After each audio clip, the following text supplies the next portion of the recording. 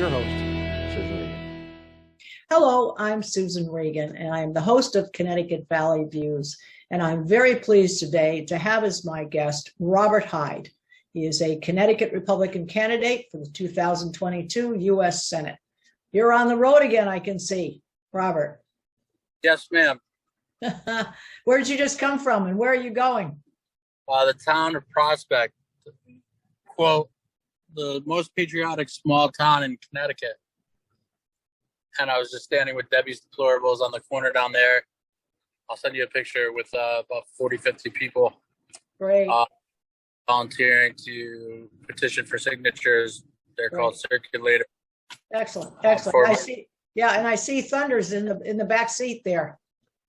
Thunder. Yeah, that's a good fellow. Good boy. Good boy. All right. Well, the Republican convention, it just recently was held at Foxwoods Casino over Mother's Day weekend. And my guest is currently petitioning to achieve a spot in the August 2022 primary election. I'm going to let him cover the details of how that occurred and the delegate voting, and which has brought him now to his current objective. So, speak to that, Robert, if you could. What happened at the convention and what you're doing now? So at the convention, I secured about 21 votes. Then I told my delegates, I told Team Leora she could have my delegates, and then we signed over, most of my delegates signed over to Leora. That was about it. It was a pretty poor showing of I don't know how to really describe it. You know it better than most people. We went in there expecting exactly what happened. On the positive note, Emma's got just over 50%. She was pulling at 80 to 90. So that was pretty cool seeing her, the establishment. Sure. Well, 30% of okay. not vote for her was cool to see. Lamage, who has run 4 big other races and has been spreading his message for 12 years to these people, get under 20% was interesting. To see Leora just get over 20% with my delegates was pretty cool. And I came 4th out of 6th, which was interesting. And we had the least cost per vote out of all 6 candidates, which was nice. But it was like anything. You do the math, where then you see stuff where Stefanowski skipped and bypassed the convention in 2018 and just paid PricewaterhouseCoopers to collect 40,000 signatures. Who paid him like $400,000 and go straight to a five-person primary and secure his name on the ballot and come in with 29% and win it. Sure. Well, let's talk now where you're going. So you're petitioning, just for our listeners, explain what you have to do and the number you have to reach in order to make that primary. Number of signatures. So just quickly, too, I'm here at the CCDL headquarters. It's the last day of demolition, so I'm helping out the Connecticut Citizens Defense League.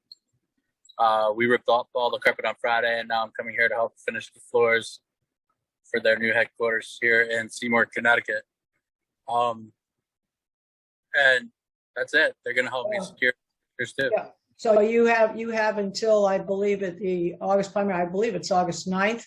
So you're going to collect probably you have to get, I think it's 9,000 signatures, but you actually have to get a few more in case those registered signatures do not validate with the respective towns. Is that correct? That's correct. Okay. All right. 9,081 is All the right. number.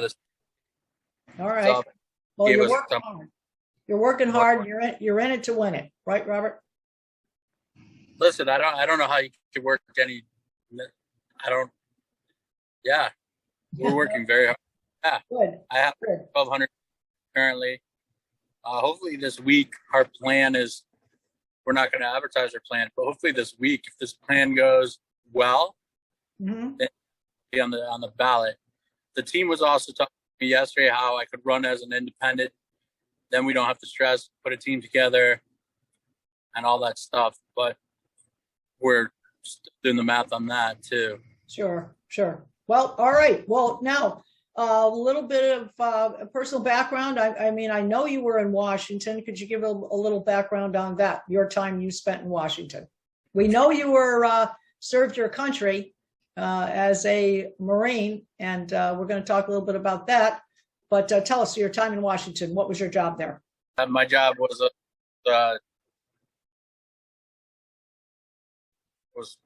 interesting. It was a good job. Mm-hmm. It exposed a lot.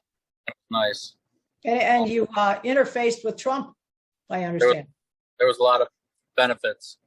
Mm-hmm. And you interfaced with Trump? I don't know if a lot of people would call those benefits. Okay. To me, they're, but yeah, we hung out in the zone quite a bit. Okay. All right. I was in the swamp quite a bit. Now, how do you feel about your money, money raising? Where are you with that status? With money raising? Yeah. I don't know. I haven't even looked. I think we just crossed like the $40,000 thresh mark, which I was talking to my treasurer yesterday. Mm-hmm.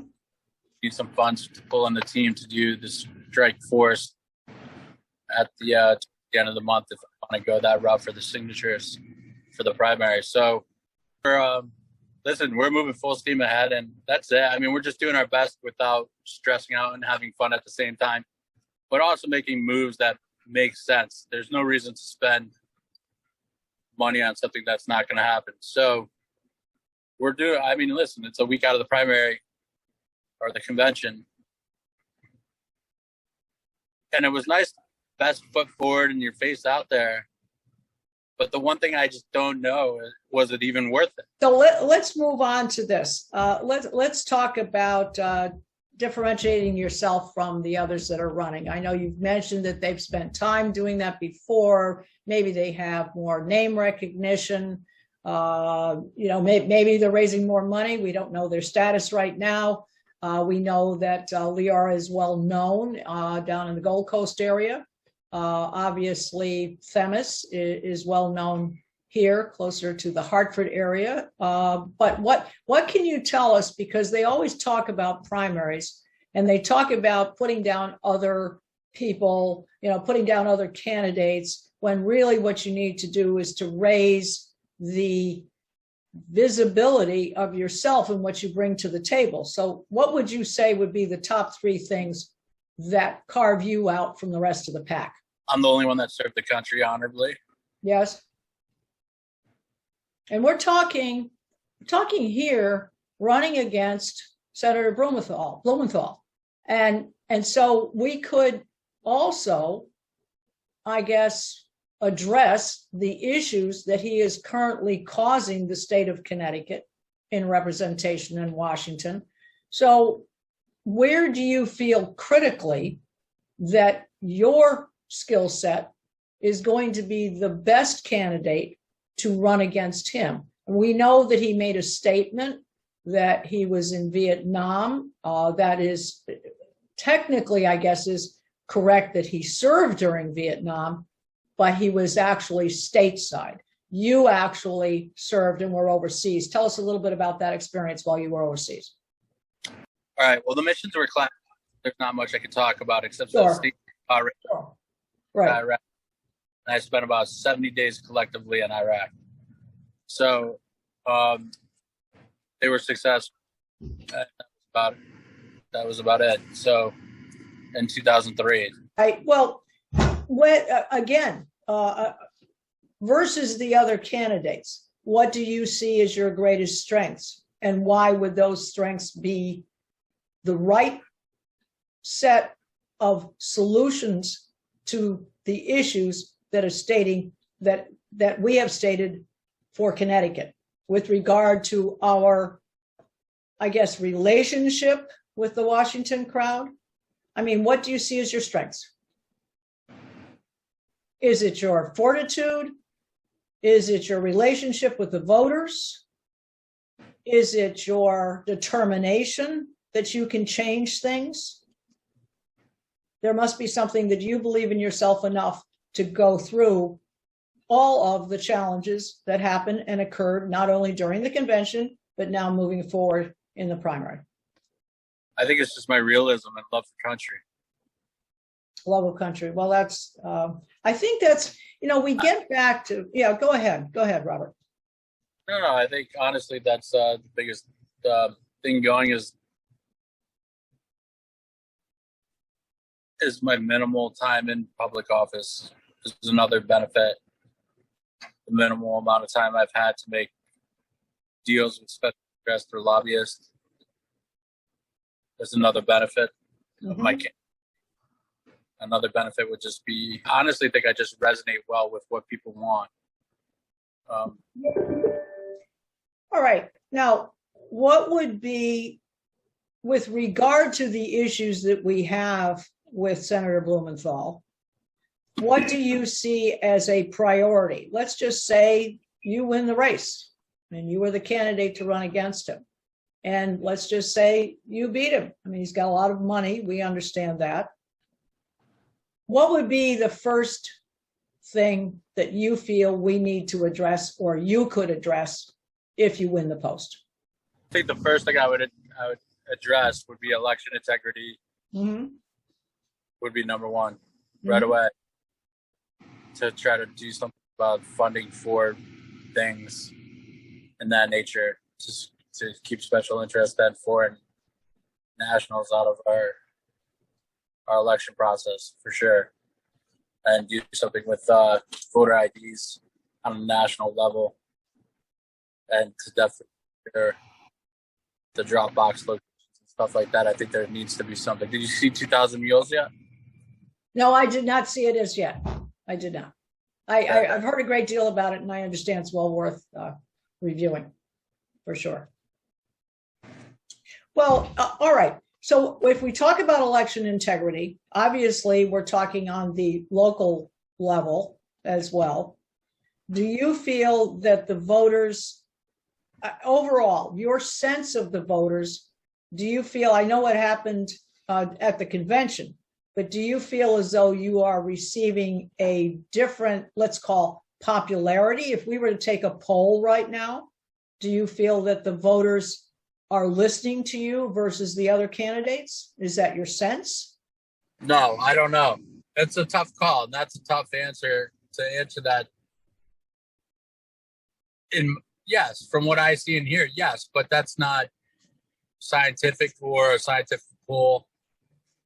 It would be interesting talking to Roger Stone about this yesterday, because I'm discussing where to go, right? What to do. But there's a few things we can do.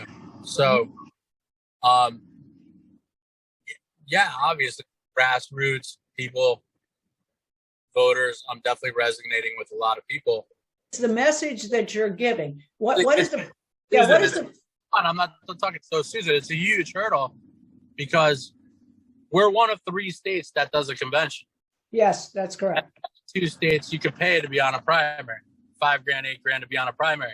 Connecticut, you got to go get approximately 10,000 signatures because you're going to get about 10% kickback of not real signatures. So you need 10,000 over that 9,000. It's nearly impossible. Stefanowski paid a company, PricewaterhouseCoopers, $400,000 he skipped the convention, and they mass blasted, spray and prayed, and they collected over 40,000 signatures, and they were just hoping they made the threshold, and they did.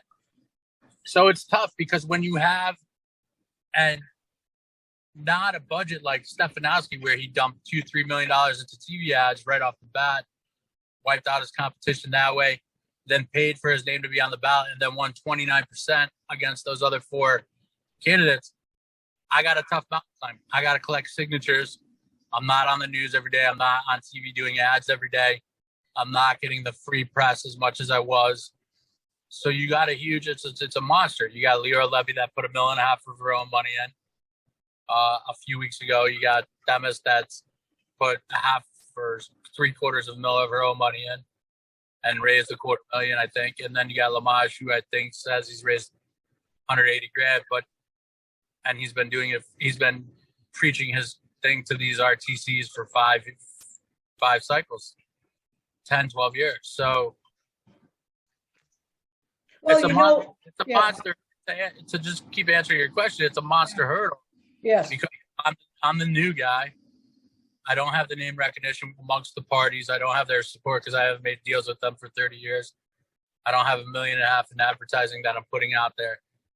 I literally just have my dog, some signs, and some business cards. That's it. It's called grassroots. We're literally, and I got to be honest with you, I'm doing okay with it. It's tough, but it's the hardest state to get it. And here's a kicker that you're gonna love this one.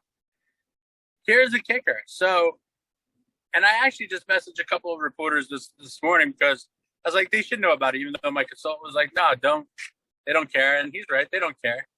But Saturday night, Flynn was showing me, he called me and showed me how to do the petition for signatures on the Secretary of State's website.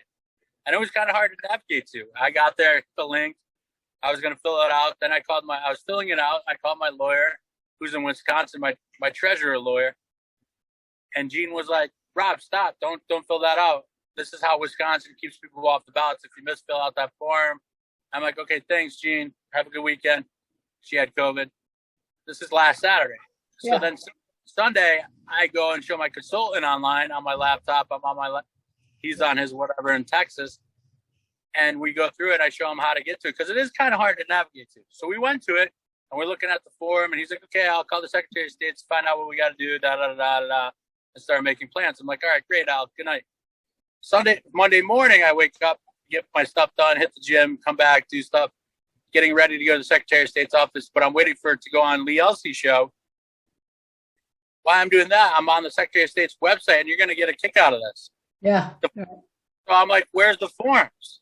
Oh, Lord.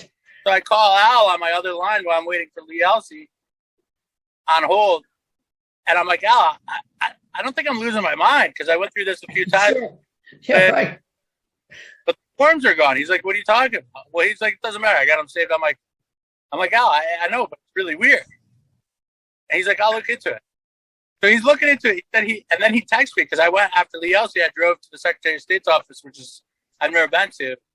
And it's 25 minutes from my house. It's right next to the Capitol, the State Building, I think it's called. And I literally was almost about to park, and my consultant he goes, Rob, you're not going to believe this, but they're like, one, I was on hold for 23 minutes. Two, is like the lady's like, I can't believe what happened. It's like the forms disappeared overnight. Oh my Lord! So the forms. So I go into the building. And I'm standing there with like 3 other people, I guess, that are doing the same thing because they've done this before. Yeah. Lady comes down and, hey, Mr. Hyde, she's all frantic. She's like frantic, like shaking. Yes. And we were like, I'm like, whoa, I'm like, hey, I need this application. My treasurer says, I miss will fill it out. She's like, comes down with it. She's still a little shaken. I'm talking to her. She's like, yeah, I'm going to vacation next week and this and that. And I'm like, all right, got my treasurer my lawyer on the phone. She's like, no, we don't really care how you fill it out as long as just do this.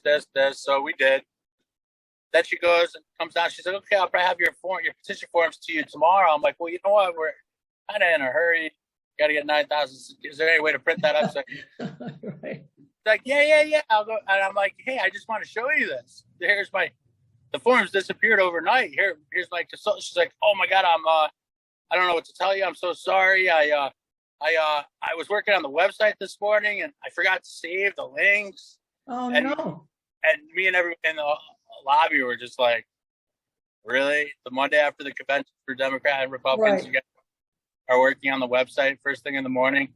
It's literally like 10:30 in the morning and you like forgot to save the links for everybody to get on a ballot. Oh my Lord.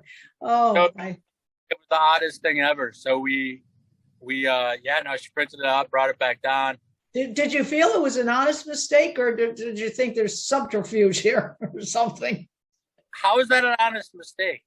I don't know, but you're concerned about the voting and the ballot boxes. It's the Monday after the Democratic convention and the Republican convention, and like one of the only states that has a convention. Yeah. And state workers, people are coming into work as I was standing there at 10:30 in the morning. So she got there extra early to work on the website to make what were you doing on the website the day after a convention trying to fix it? The convention too, and then you forgot to save the links that everybody was looking at all week. Right. All right. I So mean- are you good now? Are you good? I mean, you're all set now? I was all set then because she was doing it all. She was doing it all Okay. for us, but it was. So what you're saying is this is part of the corruption that's happening in Hartford. This is part of that whole systemic. Any clearer than like the Secretary of State's office. It's not that big. They deleted the links to petition to primary, to petition to be on the ballot. They deleted the links were gone, Susan. Yeah. Gone. Yeah. You're on your way now. Obviously, you're going to be keeping you're going to be keeping watch, and this is part of what you said. You want to make sure that the voting thing is clarified, cleared up, and going forward for other people who are going to run for office. This is one of the major things to be addressed. But let's give the website that you want if people want to join, help you get signatures, help you in any way they can, lawn signs, whatever. What's your website? So have I got this right? Hyde4senate.com. Is that correct? It's Hyde for Senate at .com is my website. And you could just do Hyde for Senate at Gmail if you want to email me direct. Okay. And we're gonna do. I gotta go in here, collect 50 more signatures from these men in here and women, and then just keep going, see if I can get some of them to sign up to take a petition form and collect 20 signatures each. So we're gonna keep going. Right now I did in the last 4 days, we did just over 1,200 signatures. I got, if I could hit about 5,000, it should make the strike force easily if I want to go that route to put my name on that. Good for you. All right. Well, it's been very interesting to talk with you today. We wish you the best of luck as you go forward, and keep Thunder right there in the back seat. Your backup guy. All right. Well, thank you for your time. Best of luck going forward. Thanks, Susan. Okay. This is Susan Regan, host of Connecticut Valley Views. Please be sure to see all of our programs on our website, ctvalleyviews.com. And thank you for joining me with my guest today, Robert Hyde, who is a Connecticut Republican candidate for the 2022 U.S. Senate. Thanks, Susan. Okay, take care.